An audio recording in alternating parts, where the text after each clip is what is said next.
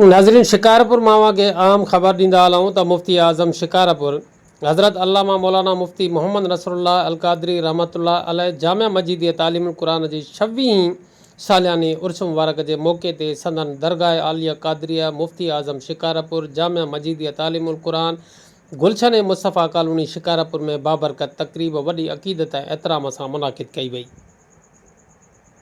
उर्स मुबारक जी तक़रीब जो आगाज़ क़ुरान पाक जे चादर पोशे सां थियो, जेका संदन लख़्ते जिगर उस्तादुल उलमा हज़रत अल्लामा लुत्फ़ुल्लाह क़ादरी मुहतमिम जामिया मस्जिद तालीमुल क़ुरान जे मज़ार मुबारक ते चादर चाढ़ी।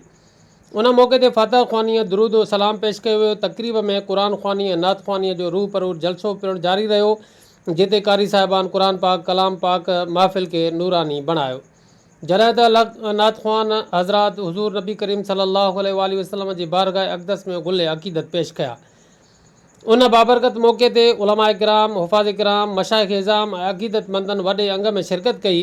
मुक़र्ररीन पंहिंजे ख़िताबनि में हज़रत क़िबला मुफ़्ती मोहम्मद नसरुल्लाह क़ादरी रहमतुल्लाह अलैह जे इल्मी, दीनी ऐं रूहानी ख़िदमतुनि खे भेटा पेश कंदे संदन ज़िंदगीअ खे उम्मत लाइ मशअले राह करार ॾिनो।